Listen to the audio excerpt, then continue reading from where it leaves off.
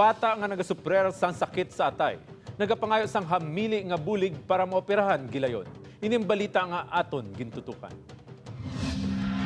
Ini si Erica Lee Ventura, 4 ka tuig. Talalupang doon ang kadakuon sang iya tiyan. Nagabulto nga pusod kag yellowish nga mga mata. Dalasang komplikasyon sa iya Atay. Kaya ang iya ko no Atay labot na siya baga. Ang ginagyan sang hangin niya ang blaga connect sa pakadto siya baga bilang ugat nga ginagyan sa pakad sang hangin gakipot na ilan lang nagidi kay Atay dako na. Sa ini nga magamay nga balay sa distrito sang Mandurriao, naga-star si Erica upod ang iya ginikanan kag 3 ka mga utod. Tricycle driver ang iya amay, kag wala naman nagaubra ang iya iloy para mabantayan ini. Nanlangi ko no transplant. Muna ti yung kuan nila kami nga magkuan sang kwarta nga 1.5. 1.5 million pesos ang kinahanglan para sa gilayon nga liver transplant sang bata. Gustohon man sang iya ginikanan na pangtungod sa kapigaduhon, hindi gid nila ini mapatigayon.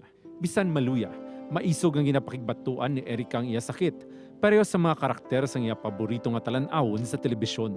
Ilan taw kay kanta dia balik. Wala man gahambal, pero makitaan sa mga mata ni Erica nga nagapangayo ini sang hamili nga bulig. Tani mga man tayo makakita naman kami tani isang donor nga match tayo pero maopera na tayo. Hindi anytime ko na pwede siya kwaon. Kaya pangayok tani bulig nga kung may mayo lang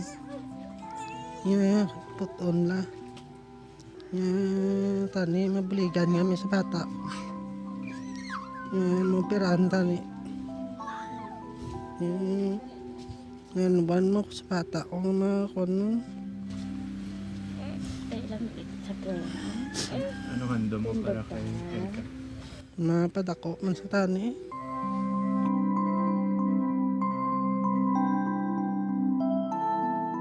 Sa mga luyag magbulig kay Erica, makipag-angot lang sa numero nga 0951-971-6089.